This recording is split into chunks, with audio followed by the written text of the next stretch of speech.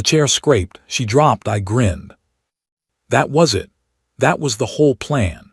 Pull the chair out from under Dr. Lena Vasquez, watch her grab the table, watch her glare at me like I was something she stepped on, and go back to pretending I was invisible.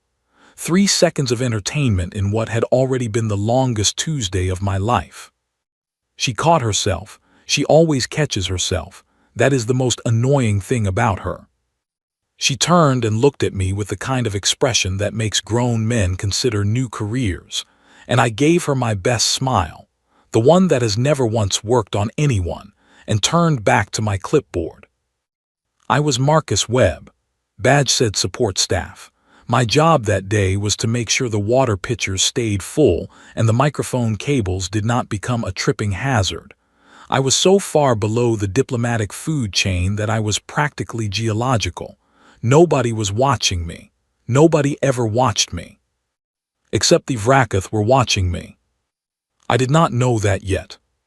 The summit had been going on for 6 hours, Earth's first official contact with an interstellar delegation, and it was being held in the Gary, Indiana Convention Center because someone on the site committee had confused a spreadsheet column and nobody wanted to be the one to say something. The parking lot still had a banner from a boat show the previous weekend. Welcome, we said to the universe. Please ignore the banner. The Vracath were 7 feet tall, each one of them. Their skin was somewhere between gray and stone, layered in plates that looked like they had grown rather than been attached, and they smelled like a thunderstorm that had made bad decisions. There were 7 of them seated on the far side of the main table, perfectly still in a way that living things are not usually still, and Earth's diplomatic team sat across from them trying very hard to look like they belonged in the same room. Lena was part of that team.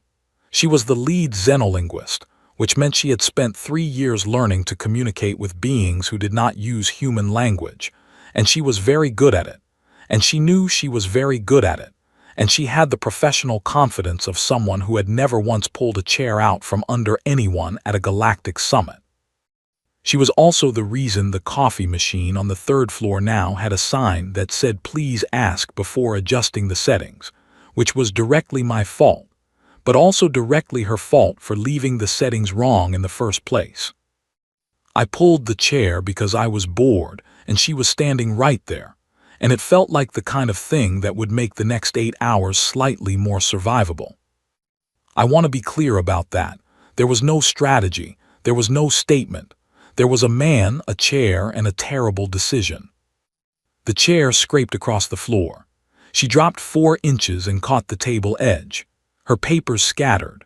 One of her pens rolled off the table and spun across the polished floor, all the way to the other side of the room, and I watched it go because it was genuinely impressive how far that pen traveled. And then the room went quiet. Not the normal quiet of people choosing not to speak. A different kind. The kind that has weight and texture. The kind that you feel in your back teeth. I looked up from the pen. All 7 Vracath were looking at me. Not at the pen, not at Lena, at me. The delegation leader stood. He was the tallest of the 7, which at that point felt like unnecessary information, and the plates along his shoulders had a different coloring, darker, the way old iron gets dark. He stood with the slow, deliberate movement of something that had never once been in a hurry because nothing had ever made it need to hurry.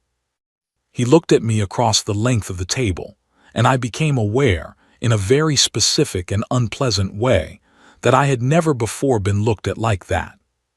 Like I had done something. The translator badge clipped to my lanyard, the same one that had been rendering 7 hours of diplomatic language, clicked and hummed. There was a pause, 3 seconds, 4, 5. Then it spoke. This one he challenges for the seat of the honored. Name him.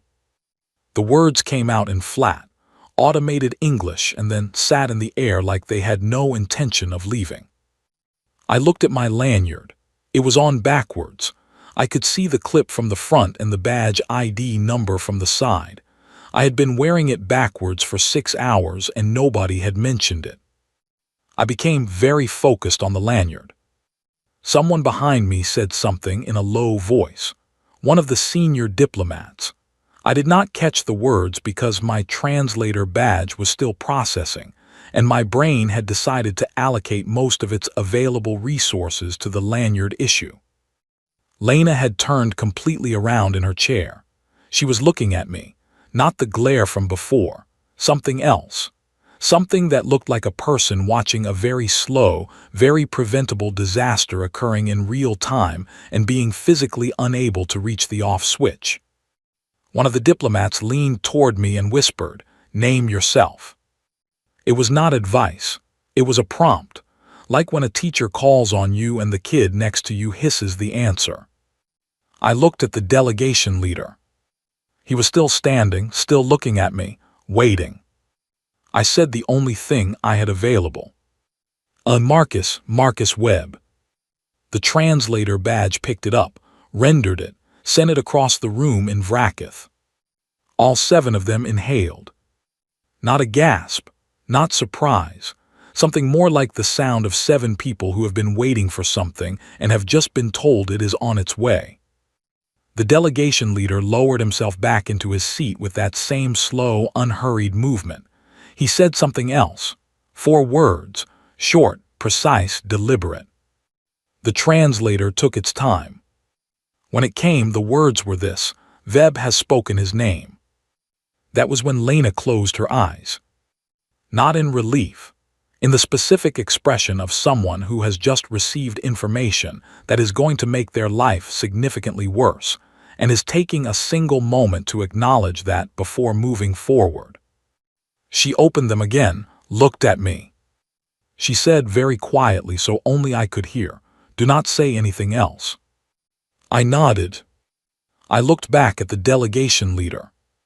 He was watching me with an expression I did not have the vocabulary for in any language. Not hostility, not welcome, something older than either. I looked at my pen, still resting against the far baseboard where it had rolled. Glorious pen, magnificent, well-traveled pen. My lanyard was still on backwards. Nobody told me what had just happened. Not in that room, not in that moment. The summit resumed around me like a river resuming after a stone drops into it. But something had shifted in the air, some pressure or temperature that I could not name, and the Vracath delegation moved differently for the rest of the session, with a focus that had a different center than it had before. That center was me. I refilled water pitchers. I checked the microphone cables. I kept my eyes on my clipboard and tried very hard to be the furniture I had been hired to be. When the session broke for the evening and the delegations filed out, the Vracath leader passed within 4 feet of me. He did not look at me again. He did not need to. He had already seen what he came to see. I straightened my lanyard, too late obviously still. I straightened it. Lena was waiting at the door. She looked at me the way you look at someone who has stepped off a curb and into traffic, and is still standing, and somehow does not know it yet. "Come with me," she said. "Right now we need to talk." I followed her. Behind us, through the glass panels of the convention center, I could see the Vracath ships visible in the low clouds above Gary, Indiana, holding position, lit from underneath by the lights of the city, enormous and quiet and patient. My pen was still on the floor. I thought about going back for it. I kept walking. Nobody briefed me. That was the first problem. There was no orientation packet, no laminated card, no 30-second summary of what pulling a chair means in Vracath culture. You would think, given that this was humanity's first interstellar diplomatic summit, someone would have prepared a document titled "Things You Should Not Accidentally Do." You would be wrong. Lena briefed me herself, in a storage room adjacent to the main hall, surrounded by folding chairs and stacked tablecloths, and a broken projector that someone had given up on. She stood with her arms crossed, and her voice at the controlled, precise level of someone who is choosing very carefully not to raise it. She told me that among the Vracath, a formal gathering had rules older than their spaceflight. Every seat at a diplomatic table was a declared position. A seat did not simply mean where you sat. It meant what you were. Your seat was your standing, your voice, your place in the order of things. To pull someone's seat in that context meant one thing and one thing only. You were saying that their place was yours to give or take, that they sat at your permission, that their position in the room existed only because you allowed it. It was the highest dominance display in Vracath culture, she said, performed exclusively by blood-proven warriors before a formal challenge.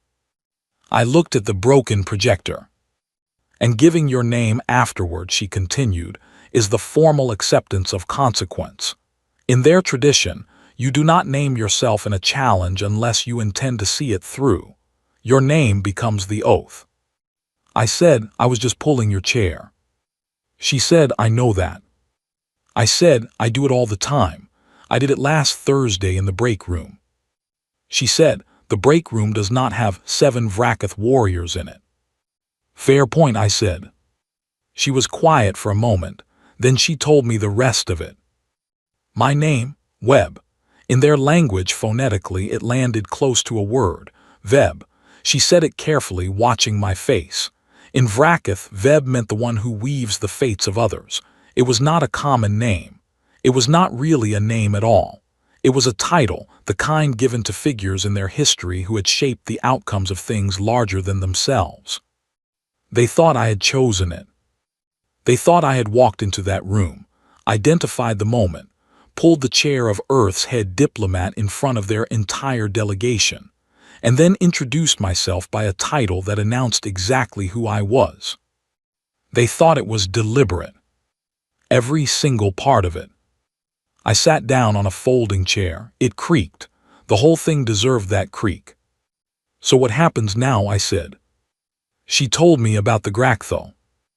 A named challenger in Vracath law must face a trial, not symbolic, not ceremonial, an actual physical proving with stakes that were recognized across 17 star systems. If I refused, it was an insult of a kind that did not have diplomatic remedies. If I accepted and yielded, there were protocols. Honorable loss had its own structure. The Vracath respected it. The key word, she said, was yield. There was a word I would need to say, one word in their language meaning I am lesser. Once I said it, the trial ended. No further consequence. She looked at me like she was waiting for something. I realized after a moment that I was laughing. Not nervously, not with any kind of edge.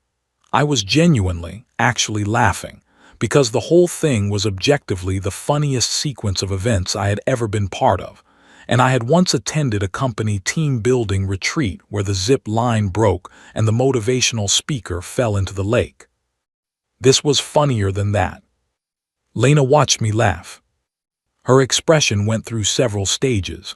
First, the controlled homicide phase, then something more complicated, then something quieter. She said, "Stop being charming at the apocalypse." I stopped laughing. That landed in a place I had not anticipated.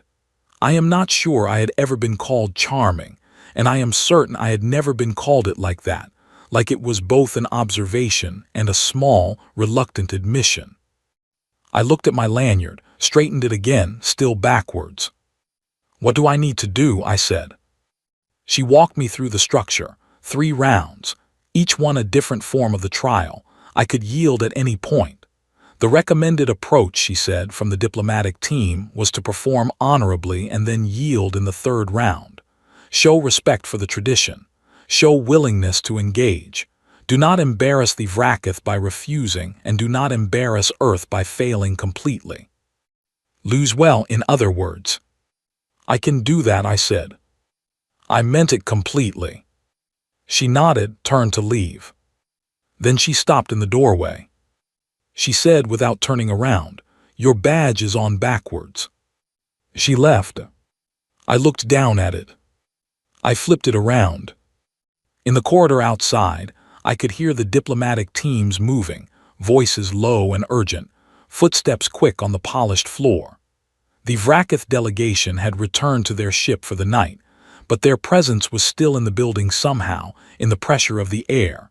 in the way everyone moved just slightly faster than normal. Someone from the senior diplomatic staff found me 20 minutes later and walked me through the official position. I was to treat this as an honor. I was to engage fully. I was to yield at the appropriate moment. My participation would cement Earth standing as a culture willing to meet others on their own terms. He shook my hand at the end of it, very seriously. I thought about telling him that I had done it because I was bored and Lena had the kind of focused competence that made me want to knock something loose in her universe for exactly 3 seconds. I did not tell him that. He left. I sat in the storage room again. Just me and the folding chairs and the broken projector and the very specific silence of someone who has accidentally agreed to represent his entire species in a trial designed for alien warriors. I pulled out my phone, opened a document, typed the words resignation letter at the top, stared at it, deleted it, typed it again. My hand was resting on the table and I looked at it for a long time. Regular hand, nothing special about it. I had used it my whole life to do ordinary things. Tomorrow, it was going to be part of something that 43 species would be watching. I closed the document without saving it. Somewhere above Gary, Indiana, the Vracath fleet held its position and waited. So did I. They gave me 72 hours. The diplomatic team used all of it. Briefings, strategy sessions, language primers, physical assessments. I was measured, evaluated, counseled, and advised by 11 different people over 3 days, and by the end of it I knew exactly one thing they had not taught me. I still intended to lose. That was the plan: lose well, yield at the right moment, go home. The arena was a temporary structure the Vracath had assembled on the convention center's east parking lot overnight. I do not know what I expected. Lights, maybe. Spectacle. What they built was simpler than that, a circle of standing stone columns that they had apparently transported in segments, fitted together with a precision that suggested they had done this before, many times in many places. No decoration. No fanfare. Just the circle and the columns and the ground and the sky above Gary, which was doing its best that morning. Genuinely, it was trying. Their delegation was already inside the circle when I arrived. The leader stood at the center. He looked at me as I walked in, and his expression was the same one from the summit room, that unreadable, ancient attention, like I was something he was taking his time about. Lena was in the viewing area with the rest of the diplomatic team. I did not look at her when I walked in. I looked at the columns. I counted them. There were 12. I have no idea why I needed to know that. I needed to know it. The first round began without ceremony. 2 iron bars were brought out, thick as my wrist, roughly a meter long. One for me. One for the Vracath warrior who stepped forward, a younger one than the leader, built like a quarry. The bars had been heated, not glowing, not dramatic, just hot. The kind of hot that tells you immediately that this is serious. The instruction was simple: hold the bar, do not release it. The first one to let go loses the round. I picked up the bar. It was very hot. I thought about a lot of things in the first minute. I thought about the water pitchers I was not refilling. I thought about my resignation letter. I thought about the pen, which someone had presumably picked up by now, and whether it still worked. The Vracath warrior across from me held his bar with perfect stillness. I held mine. Somewhere in the second minute my hands were telling me things that I was choosing not to listen to. Not because I was brave. I want to be precise about this. Bravery had nothing to do with it. I have never in my life been the first one to let go of something. It is a personality flaw. It has caused problems in negotiations, in relationships, in furniture arrangement situations involving my college roommate and a couch neither of us were willing to move first. I did not let go. The 4-minute mark came. The Vracath warrior released the bar, set it down with care, stepped back. The circle was very quiet. I put the bar down on my side. My hands were not happy with me. I appreciated their feedback and moved on. The leader watched from the center. He had not moved in 4 minutes. He watched me the way you watch something you are still deciding about. Round 2. The second round was different. No object. One of the Vracath warriors, older, heavier in the shoulders, was going to deliver a single strike. The Vrahin, they called it. A pressure blow, heel of the palm to the shoulder, designed to buckle the recipient, designed to communicate in purely physical terms exactly what the weight of the Vracath was. The diplomatic council had told me to brace and absorb it and maintain my footing as long as possible. Yielding after this round was entirely acceptable and respected. The warrior struck. My shoulder went wrong. There is no other way to describe it. Something in there made a decision independent of me, a loud, decisive, final-sounding decision, and my whole left side dropped and my vision went white at the edges for a moment. I did not fall. I also could not fully feel my left arm. I was standing, though. That was something. I was standing in the circle in the east parking lot of the Gary, Indiana Convention Center with a shoulder that had serious complaints to file, and I was still standing.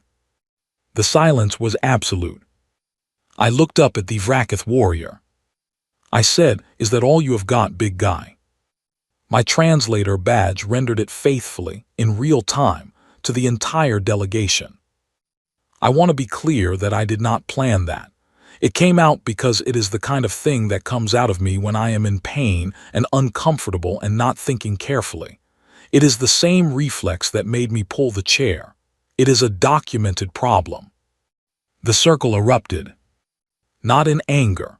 The Vracath delegation made a sound I had not heard from them before, deep and rhythmic and rising, and it took me a moment to understand what it was. They were approving. The leader for the first time moved, just his head, a slight inclination like a mountain acknowledging weather. Round 3. He stepped forward himself. He did not pick up a bar. He did not raise his hand. He looked at me for a long moment and then he spoke. 7 full minutes of Vracath at his full register, and my translator badge rendered every word of it in steady, flat, automated English as it came. He spoke about failure, about the weight of it, about the difference between a thing that stands and a thing that only looks like it is standing. He spoke about the trials he had seen, the challengers who had thought courage was enough, who had not understood that the Gracthal was not a test of strength, but a test of honest self-knowledge. He spoke about what it meant to name yourself before a truth that would not look away. It was not cruel. That was the part that made it hard. It was simply accurate. Every sentence found something real and pressed on it with great patience. I stood there and I listened. When he finished, the circle waited. I was going to say the yield word. I had decided. I had made peace with it. I had planned the whole thing out in the 12 seconds of silence after he stopped speaking. I would say the word. I would bow my head the way Lena had shown me. I would walk out of the circle with my ruined shoulder and my backwards badge and my entire undistinguished record intact. I looked up at the viewing area. Lena was not watching the leader. She was not watching the circle or the columns or the sky over Gary. She was watching me. Not with the rakin' slow-motion face. Not with the controlled professional composure she had been wearing for 3 days. Something quieter than that. Something that had been there for a while, I thought, without either of us nomming it. I did not look away from her. I looked back at the leader. I said, "I know." He did not respond. "I know all of that," I said. "I am the man who pulled a chair as a joke. I am the man with the badge on backwards. I am not a warrior. I am not a diplomat. I am a logistics coordinator who showed up to make sure nobody tripped on a microphone cable." I paused. "But I am still here," I said, "and you are still talking." The translator rendered it and sent it out into the air, and then there was nothing left to say. The leader looked at me for a long time. "Veb," he said finally, "the Weaver stands." He stepped back to the center of the circle. The fleet, I found out later, moved back 3 light minutes the moment those words were transmitted. I sat down on the ground because my legs had reached the end of their professional commitment to this situation and were taking an unscheduled break. I sat there in the circle with the 12 columns and the Gary sky and my shoulder informing me at length of its grievances, and I sat there for a while. Nobody rushed me. That was the part I remembered most after everything else. Nobody rushed me. The arena came down overnight. By morning the columns were gone and the parking lot was just a parking lot again, with faded lines and a pothole near the northeast corner that the city of Gary had been meaning to fix. If you had not been there, you would never have known. I was there, I knew. My left shoulder was in a temporary brace. The medical team had assessed it the previous evening and used the word impressive in a way that did not mean anything good. I had a follow-up appointment scheduled for the following week and a strict instruction not to lift anything heavier than a pen. I thought about telling them about the pen. I did not. The diplomatic team was managing the aftermath in 3 conference rooms simultaneously. The summit had shifted from a standard introductory session into something that did not have a precedent in any of Earth's existing protocol documents, and the people whose job it was to write such documents were working at a speed that suggested genuine panic wearing a professional outfit. I was not in those rooms. I was sitting in the corridor outside them on a chair that someone had placed there, with the energy of a person parking a problem somewhere visible so they could deal with it later. Lena found me there. She sat in the chair next to mine. She had a medical kit with her. She set it on her knee and opened it without asking permission and began unwrapping my hand, where the first-round burns had been treated the night before but apparently not to her satisfaction. She worked with the focused, quiet attention of someone who needed something to do with her hands. She said, "You did not have to win." I said, "I know." She said, "They would have respected a clean yield." I said, "I know that too." She was quiet for a moment. Her hands kept moving. She said, "So why?" I watched her work. The corridor was empty except for us. The sounds from the conference rooms were muffled and distant, and the convention center hummed with the particular low frequency of a building that contained a great deal of consequence. "Someone told me to stop being charming at the apocalypse," I said, "so I tried the other way." Her hand stopped. 1 second, just one. Then she finished the wrap, tied it off, clicked the kit shut, and stood up. She walked back toward the conference rooms. I looked at the chair she had been sitting in. I looked at my wrapped hand. I looked at the ceiling. There was a water stain up there, roughly shaped like a boot. I looked at it for a long time and did not think about anything in particular. An aide appeared at the end of the corridor and told me that the senior diplomatic team needed to see me. I followed him in. The conference room had 8 people in it and a great deal of coffee that nobody was drinking. They told me what winning the Gracthal meant. They told me with the careful, measured packing of people delivering information they were not fully comfortable with. Gracthal, they called it, the term the Vrackith used, blood sovereign, an individual whose word carried the weight of interstellar law, a recognized autonomous voice in the Galactic Compact, independent of the nation or species they came from. I let that sit for a moment. "Independent of the nation," I said. "Yes," said the diplomat who was doing most of the talking, a careful man named Oliver Grant who had the specific energy of someone who had been awake for 40 hours and had stopped being surprised by anything around hour 30. "So I am," I said, working it through out loud, effectively my own sovereign entity in terms of galactic law. "That is the Vrackith position, yes." "My badge still says support staff," I said. Oliver looked at me. "We are aware," he said. The blood oath, they explained, was the next step. The Vrackith delegation leader had made a formal request, a ritual compact, a Vethka, My blood and his, a scar, a few words, a bond recognized in 17 systems as a declaration of permanent alliance. If I accepted, Earth gained a standing it would have taken 50 years of conventional diplomacy to build. The Vracath fleet, currently positioned within the outer system, would shift to a posture of recognized partnership rather than neutral observation. If I declined, the situation was not catastrophic, Oliver said, with the tone of someone who was not entirely sure that was true. How not catastrophic, I said. He gave me a number, a rough diplomatic risk assessment on a scale of 1 to 10, 1 being fine and 10 being something nobody wanted to finish the sentence about. 7, he said. That is not encouraging, I said. And if I say yes, I said. 1, he said, maybe a 2. I looked at my wrapped hand, the brace on my shoulder, the water stain on the corridor ceiling, visible through the conference room door that had been left open. I said a word under my breath that was not quite an oath, but was as close as I usually got. I said yes. The Vethka was performed in the main hall with the delegations assembled. The Vracath leader stood across from me. A blade was brought out, small and simple, dark metal. His aide held it flat on both palms and the leader took it and held it toward me first, which I later learned was significant, blade toward yourself being the position of trust. I held out my right hand. He made a small cut across my palm, clean and quick. It hurt the way things hurt when they are true. I did not flinch.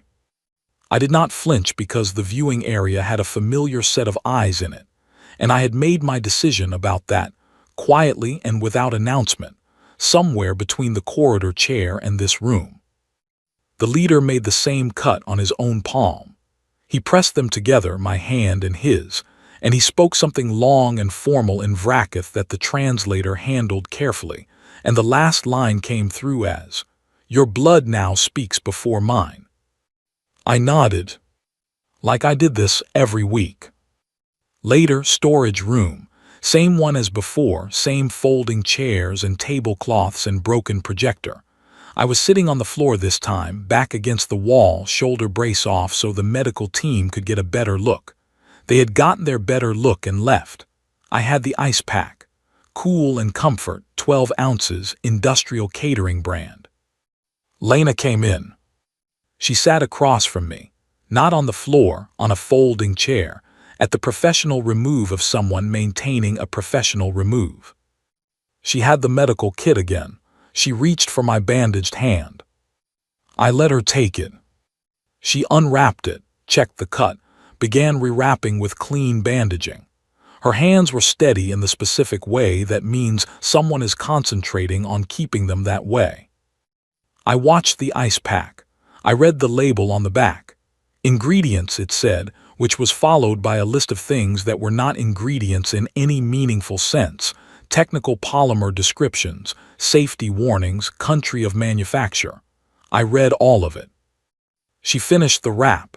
She did not let go of my hand immediately. She held it for a moment, looking at the bandage, making small adjustments that did not need making. Then she set it down, stood up, picked up the kit. Halfway to the door she stopped. She said without turning, "They sent a message, the Vracath." I said, "What kind of message?" She said, "A formal request. They want you to address the Galactic Compact." I said nothing. "All 43 species," she said. "Full session. They have submitted the request through the Vethka channel, which means it carries weight that Earth cannot easily decline." She paused. There was one more thing. I could hear it in the way she paused. "The request," she said, "specifies that you should bring the woman who sat in the contested chair." I said, "They mean you." She said, "They mean me." I said, "They saw you." She said quietly, "Apparently." I looked at the ice pack, cool and comfort, 12 ounces. She left. I sat there for a while longer. The shoulder hurt and the hand hurt and the floor was cold, and I had 312 unread messages on my phone and somewhere above us. A fleet of Vrakkith ships was holding its position in the outer system, with the patient certainty of something that had already decided how this ended. I did not open my phone. I sat there and I thought about 43 species, and about a woman who had just checked my bandage twice and left without saying anything that mattered and said all of it anyway. Then I got up. There was a lot to do. I asked for 2 days before the address. They gave me one. I spent most of it staring at a blank document, typing things, deleting them, and staring at the ceiling of my hotel room, which had no water stains and was therefore less interesting than the convention center ceiling had been. I had prepared remarks by the second morning, 4 paragraphs, careful, diplomatic, appropriately weighted language about humanity's commitment to interstellar partnership and the principles of mutual respect across cultures. I had run them past Oliver. He had approved them. They were solid. I read them one more time on the shuttle to the Galactic Compact facility, which the Vrakkith had made available to Earth for the session, a structure in low orbit that humanity had been invited to approach exactly once before, for the initial contact protocols, and had not expected to approach again this soon. Lena sat across from me on the shuttle. She had a tablet in her hands with translation notes. She had been working since before I woke up. I could tell by the particular quality of focus she had, the kind that comes after several hours of sustained effort, where the mind is moving fast but the body has started to conserve energy. She looked up at one point and caught me not looking at my prepared remarks. She said, "Are you ready?" I said, "Yes." She looked at me for a moment longer than she needed to. She looked back at her tablet. The Galactic Compact facility was enormous in the way that things built by and for 43 species tend to be enormous. There was no single design logic to it. It had grown over what I later learned was 400 years of expansion, each species adding in a way that made sense to them, and the result was something that should not have been coherent but was, the way very old cities are coherent, not because of planning, but because of time and use, and the slow accumulation of purpose. Our assigned area was scaled for human dimensions, which I appreciated. The podium was not. It was built for Vrakkith standard, which meant it came to approximately my sternum, and the speaker's platform behind it was designed for someone significantly taller. My feet did not reach the floor. I stood there with my feet hanging and looked out at the assembled delegations and took stock of the situation. 43 species. Some of them I could see with my eyes, in shapes and forms and colors that my brain was processing with the particular quiet effort of encountering something genuinely new. Some of them existed at frequencies or temperatures or spatial orientations that required translation systems to even register as present. All of them were attending. All of them had their feeds active, their translators engaged, their designated representatives present. All of them were waiting for me. I looked at my prepared remarks. I read the first line. I put the document down. I said, "Okay, here is the thing. 43 translator systems adjusted in real time." I told them about the chair. I told it exactly as it happened. Support staff badge, backwards lanyard, 6 hours of water pitchers and microphone cables. A woman who annoyed me in the way that competent people sometimes annoy people who are not using their own competence for anything in particular, and a 3-second decision made out of boredom. I told them I pulled the chair because it seemed funny, not because I saw an opportunity, not because I had calculated anything, because it seemed funny and I did it. I told them about the iron bar. I told them I held it not because I was brave but because I do not let go of things first. I told them it is a documented flaw. I told them it has caused problems in my life that I would not recommend to anyone. I told them about round 2, the shoulder, what happened to it, what I said afterward and why I said it, which was simply that it came out because that is what comes out of me when I am in pain and not thinking carefully. I told them about round 3. My voice did something here that I had not planned for. Not a break, not anything dramatic, just a slight change in texture, the way a road changes when you cross from one county to another. I told them that I was going to yield. I had decided. I had made peace. And then I looked up and there was someone watching me, and not in the way that the room was watching me. In the way that one person watches another person when they have something they have not said yet, and I saw it, and I did not yield. I said, I am not a warrior. I am not a diplomat. I am a man who got here by accident and stayed because it turned out to matter. And I think, I said, I genuinely think, that is something humans do. We get places by accident. We pull a chair as a joke and end up standing in a circle that has not had someone like us in it before. We hold on past the point of sense. We say the wrong thing at the worst moment and somehow it lands. I paused. We are annoying that way, I said. Something moved through the assembled delegations. Not laughter, not applause. Something more like recognition, the sound of many different minds encountering a thing they had not previously considered and finding it accurate. I did not say anything else. I looked at Oliver in the human viewing section.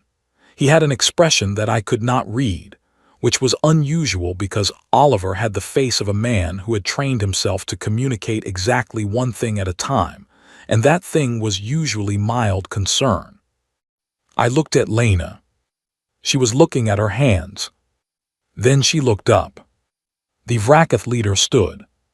He struck his chest plate once with the heel of his palm, a single sharp sound that rang across the chamber.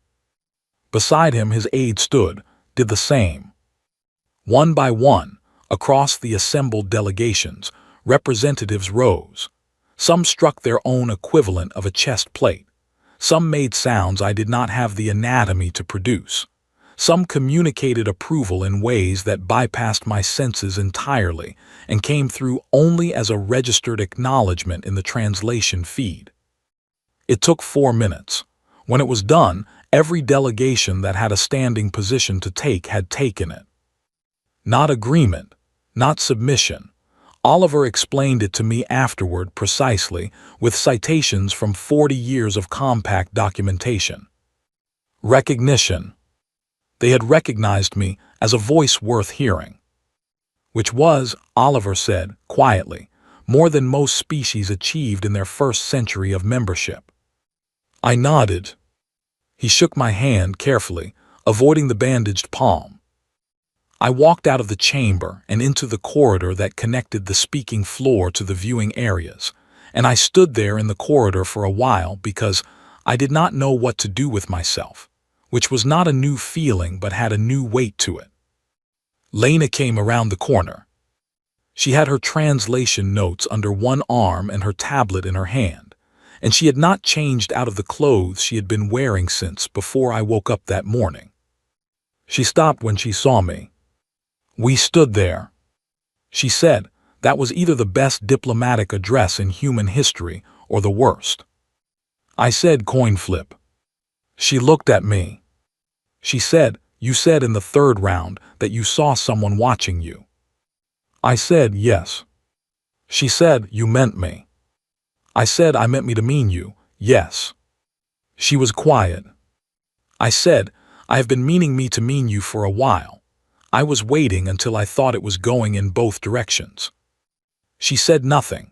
She looked at me with that expression, the one from the arena, the one from the corridor, the one I had been trying to name for several days. I was done waiting for the name.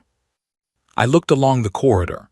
There was a chair against the wall, one of the standard ones, plain and functional, placed there by someone doing corridor logistics. I walked to it.